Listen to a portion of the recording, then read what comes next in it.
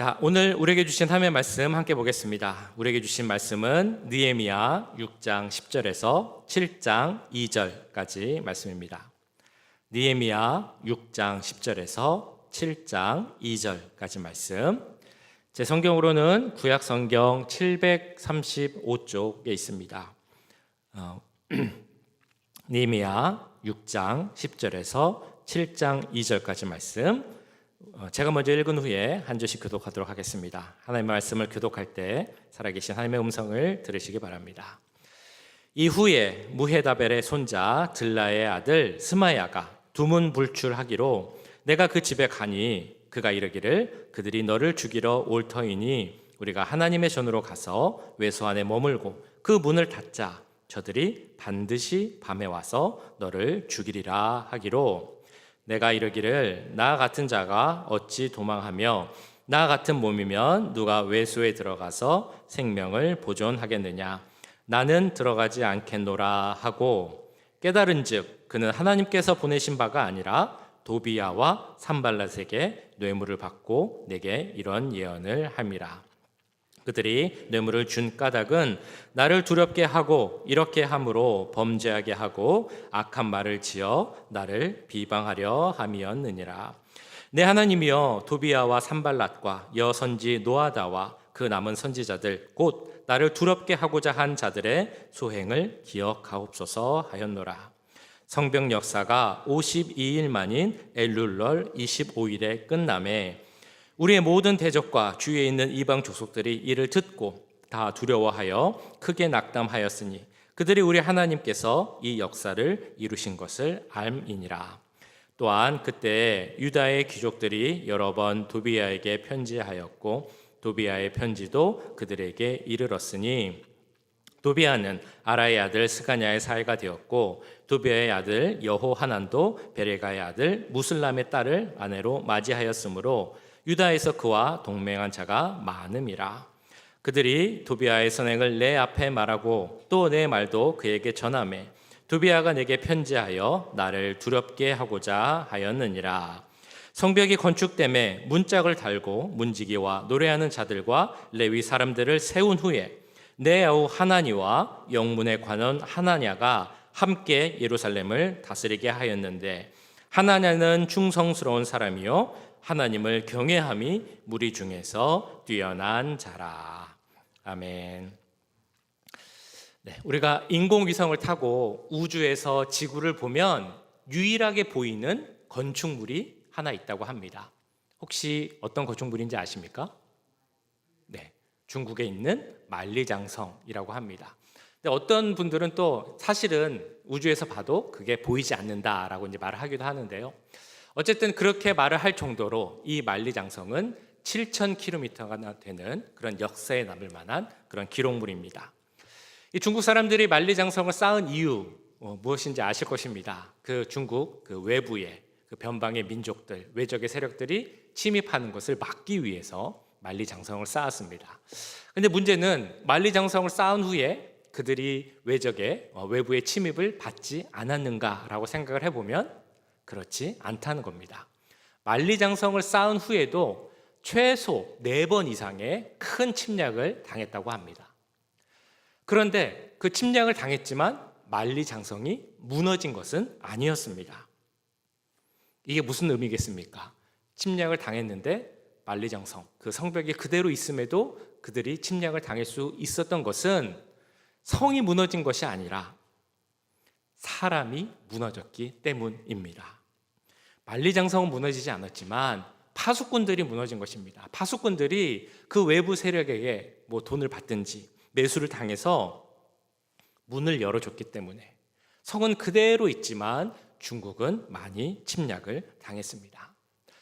아무리 튼튼한 성벽이 있어도 사람이 무너지면, 사람이 없으면 그건 아무 소용이 없다.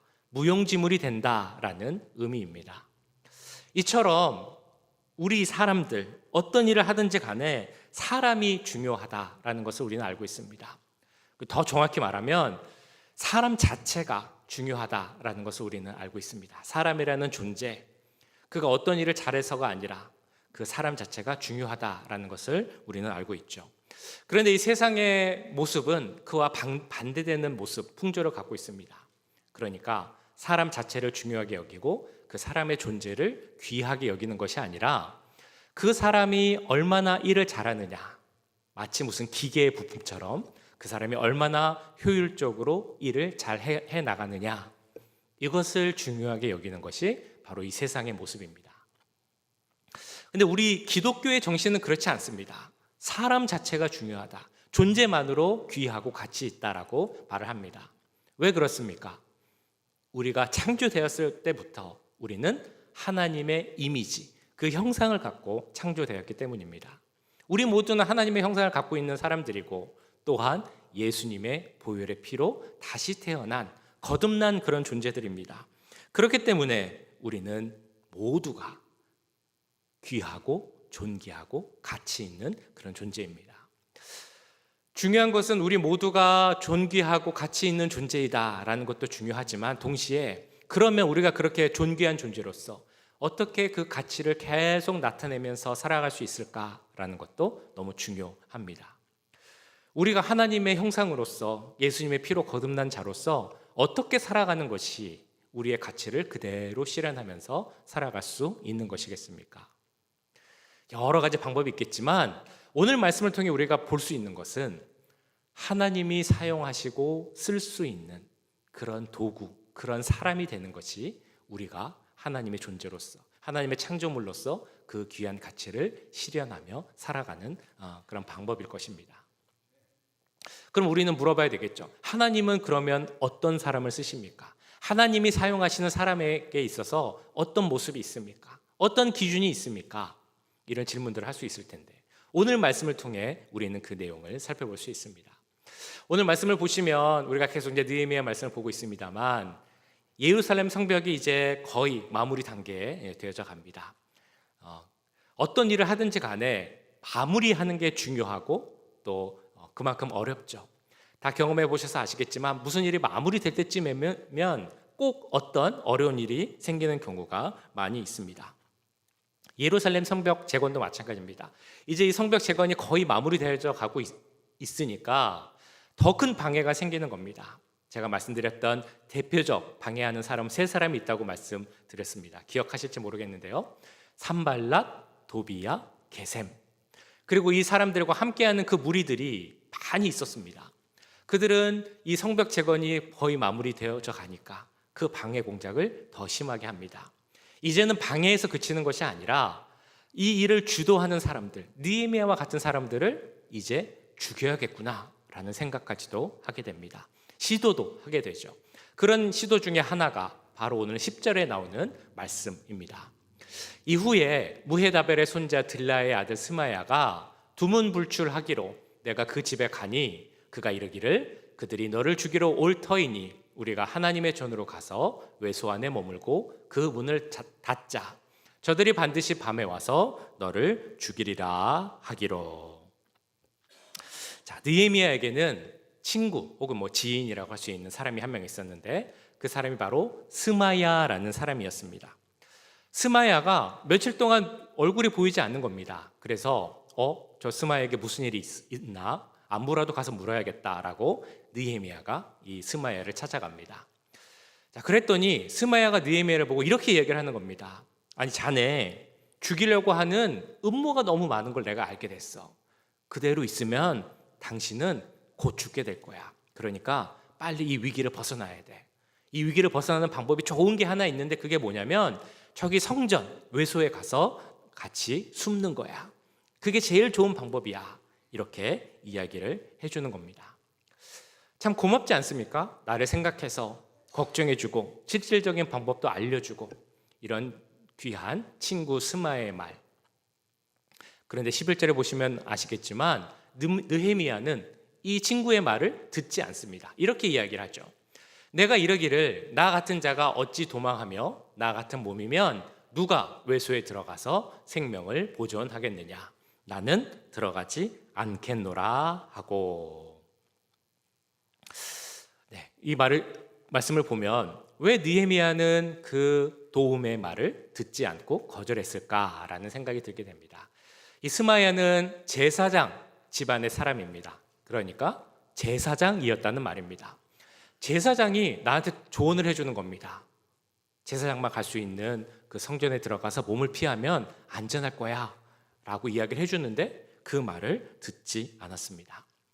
제사장 스마야가 얘기했던 피하라고 했던 곳은 외소였습니다. 외소는 어디냐면 성전 문과 성전 안에 있는 지성소라고 아시죠?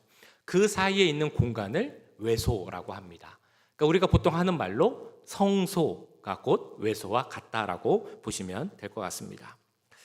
제사장이 그 성소에 가서 몸을 피하면 될 것 같아, 거기가 안전해 라고 한다면 그 말을 거절할 이유는 굳이 없어 보입니다. 그런데 느헤미야는 거절하죠. 왜 거절했을까요? 느헤미야가 이 친구의 말을 믿지 못해서? 아니면 느헤미야가 교만해서? 아니면 다른 생각이 있어서? 어떤 이유로 느헤미야는 그 친구의 말을 거절했겠습니까? 그 느헤미야가 거절한 이유가 있습니다. 그것은 바로 이 스마야의 말이 하나님 주신 말씀에 맞지 않기 때문입니다. 스마야가 가서 숨으라고 한 곳 외소, 곧 성소였다고 말씀드렸습니다. 그런데 하나님 말씀을 보면 이 성소에 들어갈 수 있는 자는 그 자격이 제한되어 있습니다. 성소라는 곳이 매우 구분되어 있는 곳이기 때문에 구분된 사람, 구별된 사람, 즉 제사장만 들어갈 수 있습니다. 그 문 앞까지는 갈 수 있지만 그 문 안쪽 성소와 지성소는 제사장들만 들어갈 수 있습니다. 느헤미야는 믿음이 좋은 사람이었지만 믿음이 좋은 것과는 다릅니다. 믿음이 좋다고 성소에 들어갈 수 있는 것이 아니라 구분된 제사장들만 들어갈 수 있는 것입니다. 그렇기 때문에 이 느헤미야는 그곳에 가는 것이 안전할 수 있을지 몰라도 그곳에 들어가지 않겠다라고 이야기를 하고 있는 것입니다. 만약에 이런 상황, 비슷한 상황이 우리에게 온다면 우리는 어떻게 판단할 수 있을까요? 나에게 위험한 상황이 닥쳤습니다. 그런데 하나님 말씀을 지켜야 한다면 그 위험이 계속 남을 수 있다는 것입니다. 위험하더라도 말씀을 지키는 것에 우선순위를 두는 것을 택하시겠습니까? 아니면 말씀을 잠깐 조금 어기더라도 내가 보기에 더 안전하고 좋은 것이 있다면 그 위험을 피하기 위해서 그 말씀을 잠깐 어기는 것을 선택하시겠습니까? 실제 우리에게 위협이 있다면 이것을 판단하는 것은 참 쉽지 않을 것입니다. 그런데 느헤미야는 분명히 우리에게 보여줍니다. 그가 선택한 것 바로 첫 번째, 위험하지만 말씀을 지키는 것. 설사 내 생명이 위험하다 할지라도 말씀을 어길 수는 없다라고 느헤미야는 판단한 것입니다. 그에게 있어서는 말씀을 지키는 것이 제일 중요한 일이었기 때문입니다. 알고 봤더니 이 스마야의 말은 하나님의 말이 아니었습니다. 이어지는 12절, 13절 말씀에 이렇게 나오죠. 깨달은즉 그는 하나님께서 보내신 바가 아니라 도비야와 산발랏에게 뇌물을 받고 내게 이런 예언을 함이라.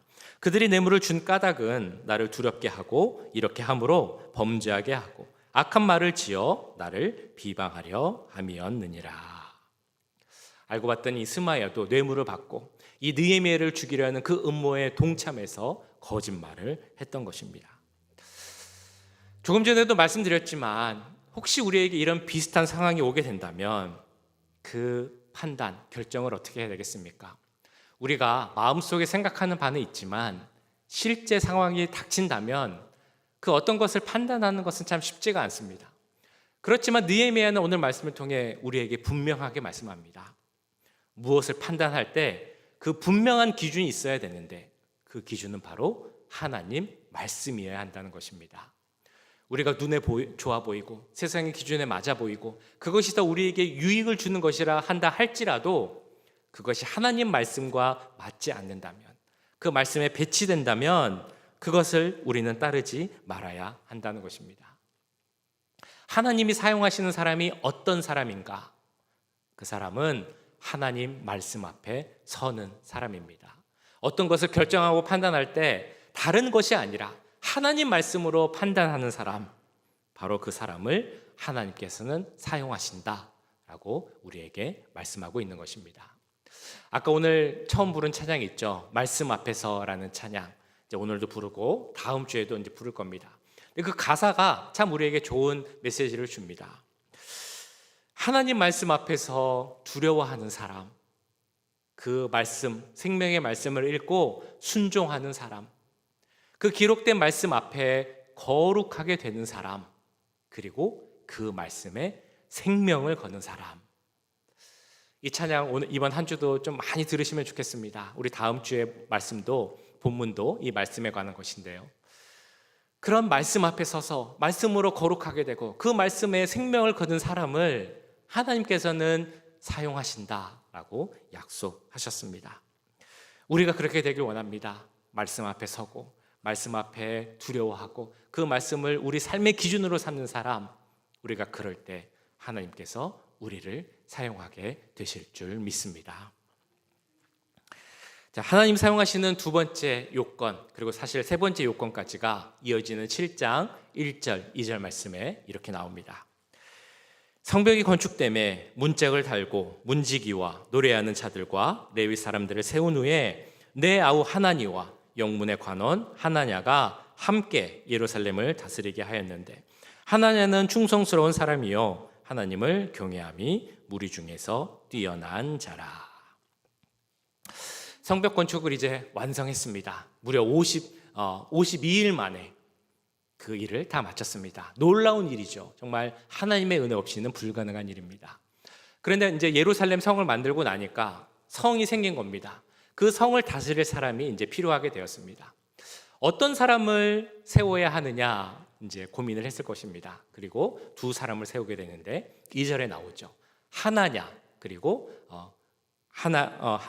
하나니와 하나냐, 이 두 사람을 세웠다라고 나옵니다. 이 두 사람을 결정할 때 아마 많이 고민을 했을 것입니다. 어떤 사람을 세워야 이 예루살렘을 잘 다스릴 수 있을까? 그런데 그 기준에 대해서도 2절에 분명히 나옵니다. 두 가지가 나오죠. 무엇입니까? 바로 충성스러운 사람, 그리고 또한 하나님을 경외하는 사람이라고 나옵니다. 하나님이 사용하시는 사람, 첫 번째 보았던 것은 말씀 앞에 말씀을 기준으로 사는 사람이다라고 말씀드렸고요. 두 번째 하나님이 사용하시는 사람은 바로 충성스러운 사람이라는 것을 우리는 기억해야 됩니다.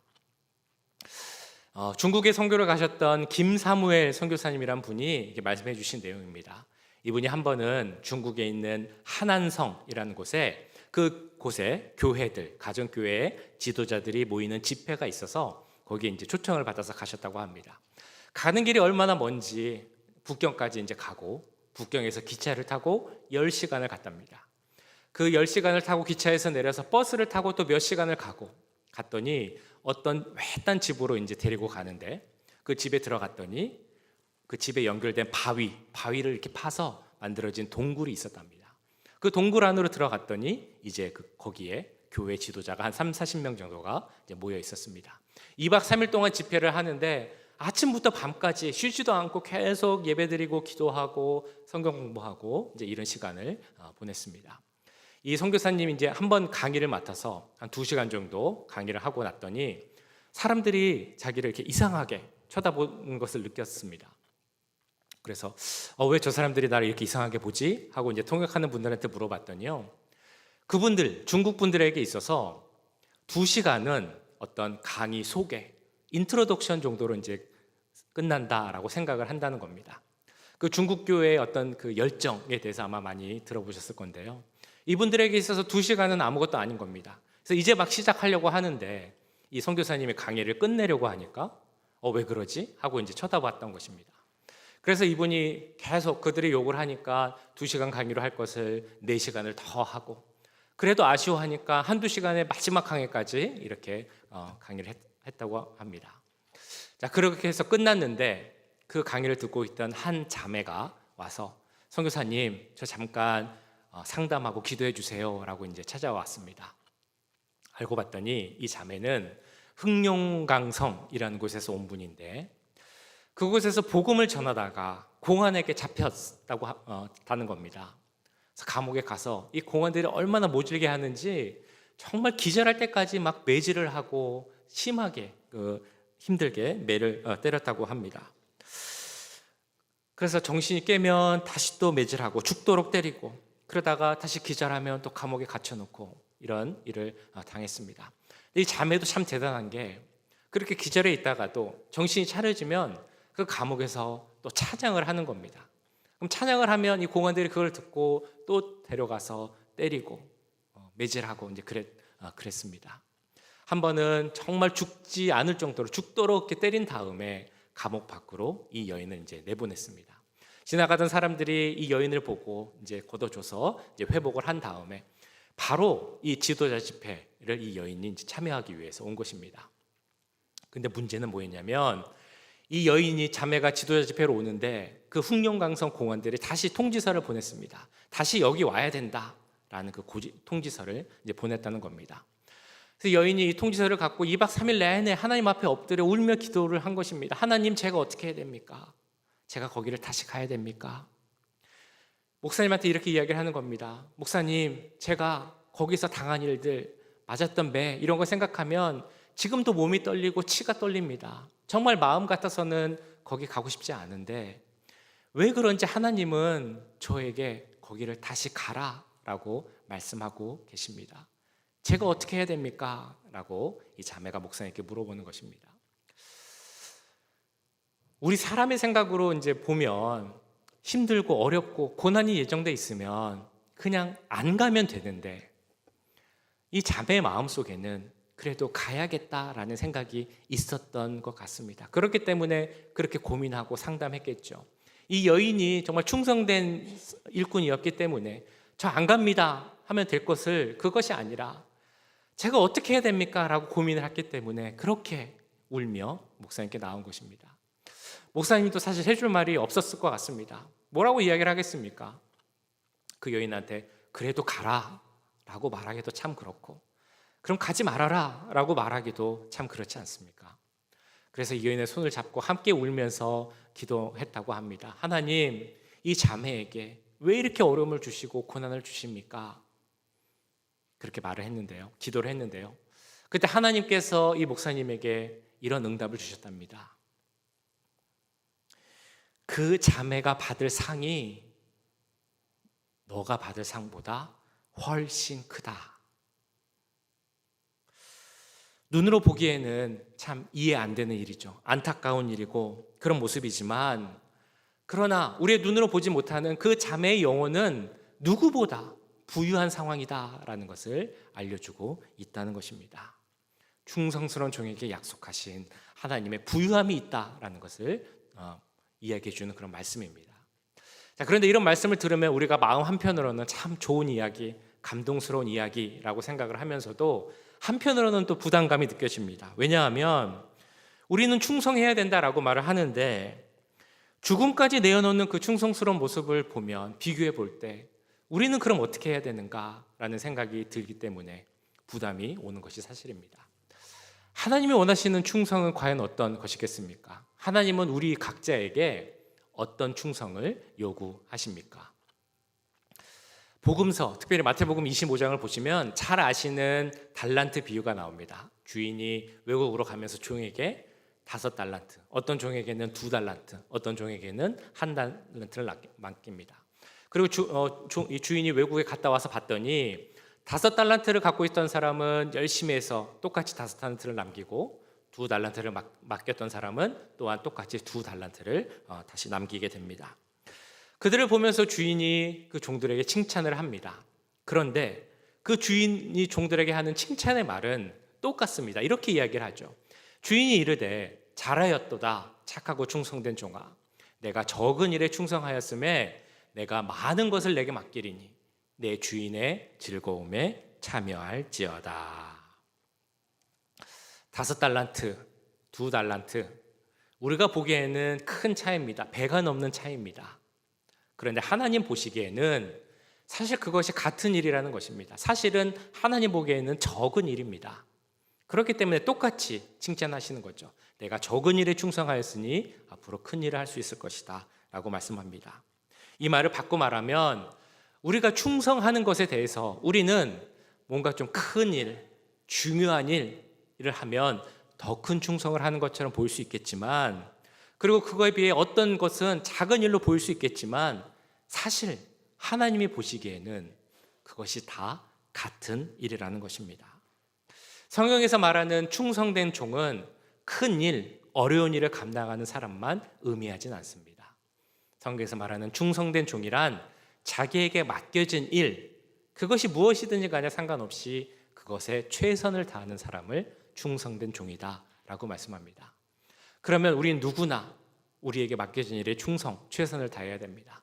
저는 목회자이기 때문에 목회자로서 맡겨진 일에 충성을 다해야 되고, 어떤 분들은 개인 사업, 비즈니스 하실 때, 어떤 분들은 회사를 다니실 때, 어떤 분들은 집에 계실 때, 어떤 분들은 가게에서 일하실 때, 어떤 분들은 학교에서 공부할 때 자기에게 맡겨진 일에 최선을 다하는 것이 바로 하나님께서 원하시는 충성된 종이라는 것입니다. 거기에 더하면 하나님이 우리에게 각자 맡겨주신 사명이 있습니다. 그 사명에 최선을 다하는 종이 바로 충성된 종입니다. 하나님께서 사용하시는 사람 두 번째 요건, 바로 충성된 사람이다라고 말씀하셨습니다. 그래서 하나님은 성경을 통해 이렇게까지 말씀하셨죠. 맡은 자에게 구할 것은 충성이다. 그 충성된 사람이 되므로 하나님 사용하시는 귀한 우리 모두가 될 수 있기를 간절히 바랍니다. 자, 마지막 하나님 사용하시는 마지막 조건은 바로 하나님을 경외하는 사람이다 라고 나옵니다. 아까 말씀해 보셨죠? 충성하는 사람, 그리고 경외하는 사람. 경외하는 사람이 어떤 사람입니까? 하나님을 두려워하고 그 하나님이 살아계심을, 역사하심을 확신하는 사람이 바로 하나님을 경외하는 사람입니다.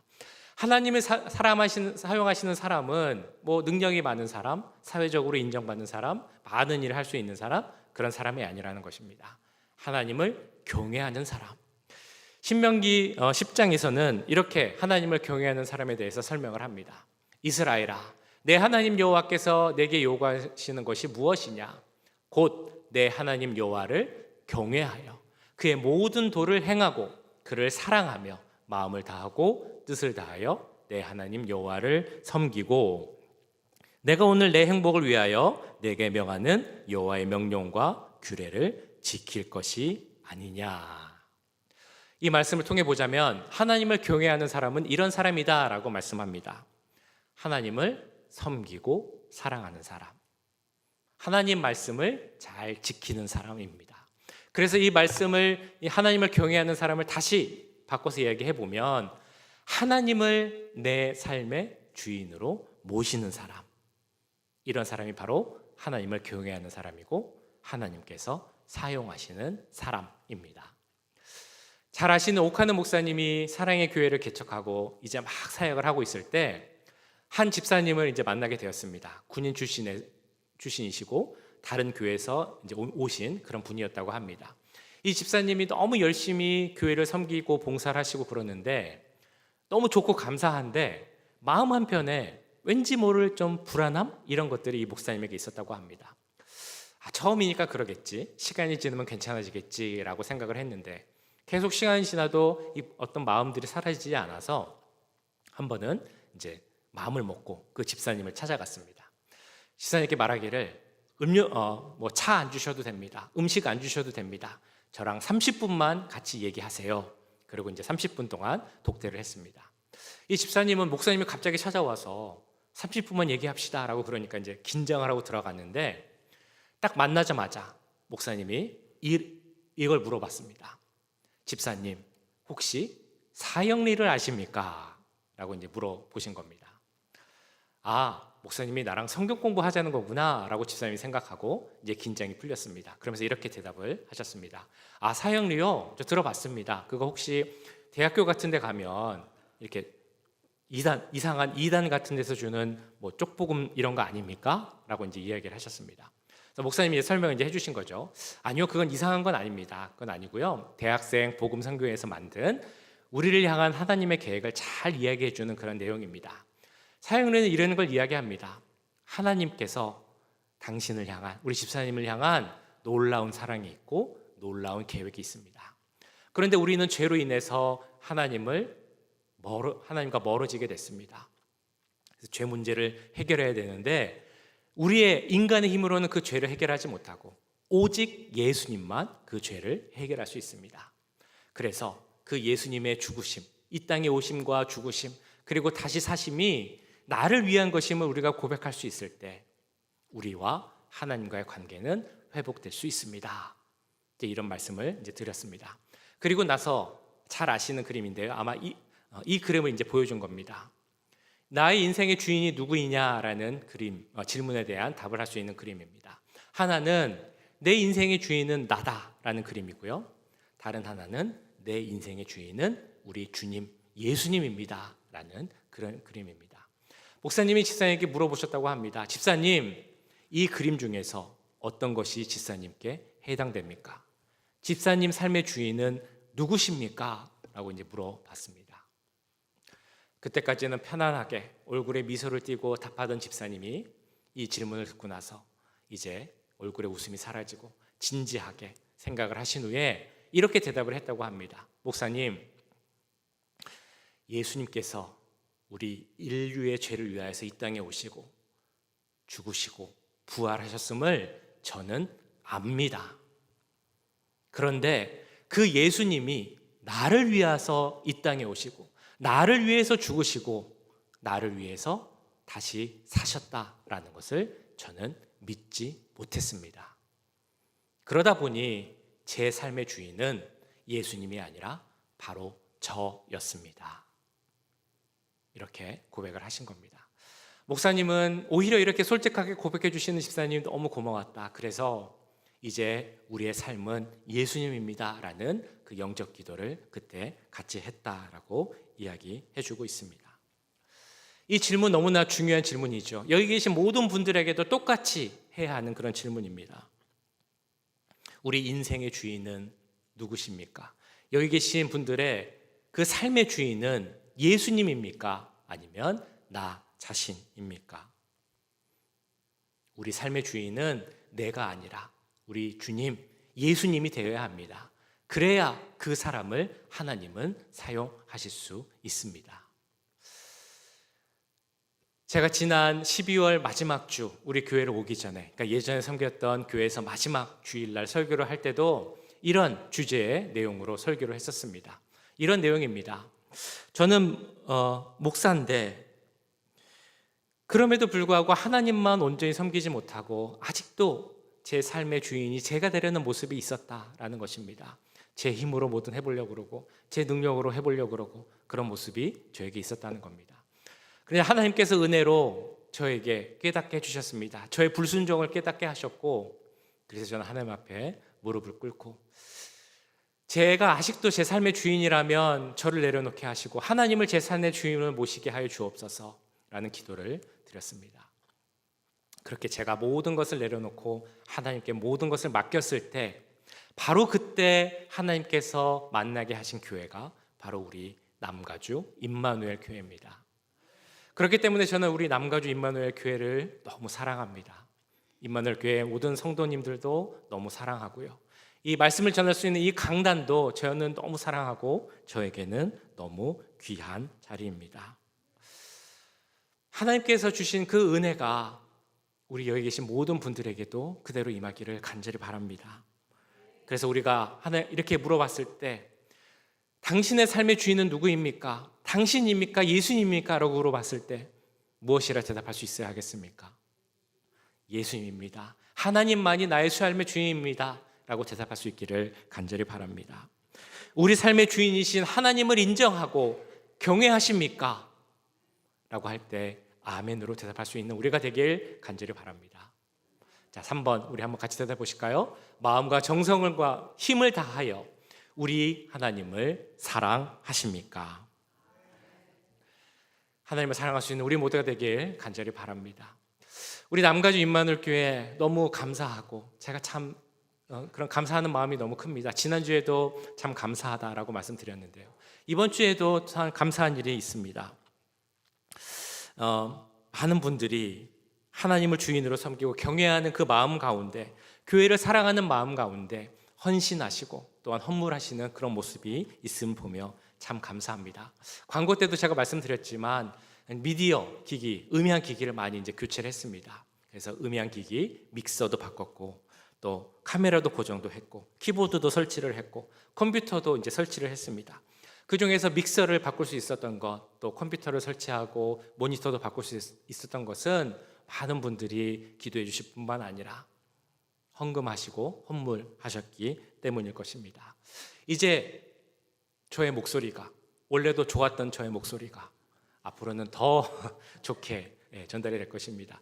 혹시라도 이 세팅이 바뀌어서 조금 잘 안 들리시거나 불편하신 부분이 있으면 이제 저에게 말씀을 해주셔야 됩니다. 그래야 계속 조정을 해서 잘 들릴 수 있는 목소리가 될 수 있기 때문입니다. 유튜브를 통한 실시간 예배도 이제 다음 주부터는 드릴 수 있게 됩니다. 이 일을 위해 헌신하신 분들, 수고하신 분들께 정말 감사를 드립니다. 자, 그런데 그분들이 이렇게 섬기고 헌신할 수 있었던 이유, 하나님을 경외하기 때문에, 하나님을 사랑하기 때문에 그렇게 드릴 수 있었다라고 저는 믿습니다. 그래서 저는 사실 너무 감사하지만 그분들의 이름을 직접 이야기하지는 않습니다. 왜냐하면 하나님께서 예배하신 하나님 나라에서의 상급이 더 클 것을 믿기 때문에, 또한 그분들에게 주신 하나님의 축복이 더 클 것을 믿기 때문입니다. 오늘 읽진 않았지만 그 느헤미야 7장 뒷부분을 보시면 예루살렘 성벽을 다 마무리한 후에 하나님 앞에 나와서 자원하여서 자기의 것을 드리는 사람들의 모습이 나옵니다. 그리고 그 이름이 다 열거가 됩니다. 하나님께서 그들의 이름을 성경에 이렇게 다 쓰신 이유는 한 가지입니다. 바로 내가 그들의 이름을 안다. 또한 내가 그들의 이름을 기억한다. 이것을 보여주시기 위함입니다. 그렇기에 하나님께서 우리가 드리는 그 모든 모습들, 하나님을 경외하고 사랑하여서 드리는 그 모든 모습들을 다 아시고 다 축복하실 줄 믿습니다. 그래서 그런 축복이 넘치기를 저는 계속 기도할 것입니다. 혹시라도 마음 가운데 나는 그렇게 드리지 못하는데 어떻게 해야 되나라는 생각이 드신다면 낙심하거나 비교하실 필요가 없습니다. 아까 달란트 비유를 통해 말씀드렸던 것처럼 어떤 일이 크고 어떤 일이 작은 것은 없습니다. 하나님 보시기에는 다 적은 일이지만 다 귀한 일입니다. 그래서 내가 내 자리에서 할 수 있는 충성, 내가 내 자리에서 할 수 있는 사랑, 내가 내 자리에서 할 수 있는 헌신을 드리는 것이 귀한 것임을 깨닫기 소원합니다. 하나님이 사용하시는 우리 남가주 임마누엘 교회가 되길 간절히 바랍니다. 그리고 위해 필요한 것이 무엇이라고 말씀드렸습니까? 하나님을 경외하는 것, 하나님께 충성하는 것, 하나님 말씀을 기준으로 결정하고 판단하는 것, 이 모든 것을 가져서 하나님 사용하시는 귀한 일꾼, 하나님 사용하시는 사람 되는 우리 모두가 될 수 있기를 주님의 이름으로 간절히 축원합니다. 기도하시겠습니다. 사랑의 주님, 오늘 느헤미야와 또한 그 예루살렘 성을 다스렸던 사람들의 모습을 보면서 하나님 사용하시는 사람들이 어떤 모습을 갖고 있는지 알게 하심을 감사드립니다. 우리에게도 같은 모습을 허락하여 주시옵소서. 하나님 말씀을 두려워하며 그 앞에 서는 우리들이 되게 하시고 그 말씀을 기준으로 살아가는 우리들이 되게 하여 주시옵소서. 하나님께 충성하는 우리들이 되게 원합니다. 하나님을 경외하는 우리들이 되게 원합니다. 더 사랑하게 하시고 그 사랑의 마음으로 자원하며 주 앞에 나아갈 수 있는 우리 모두가 될 수 있도록 역사하여 주시옵소서. 지금도 하나님을 사랑하고 교회를 사랑하여서 드리는 많은 것들이 있습니다. 그 모든 것들 주님 아실 줄 믿사오니 기억하여 주시고 하나님 나라의 상급이 더 커지도록 이 땅에서의 축복이 더욱 충만해질 수 있도록 주님 함께하여 주시고 축복하여 주시옵소서. 모든 것 감사드리며 우리 구주 예수 그리스도의 이름으로 기도하옵나이다. 아멘.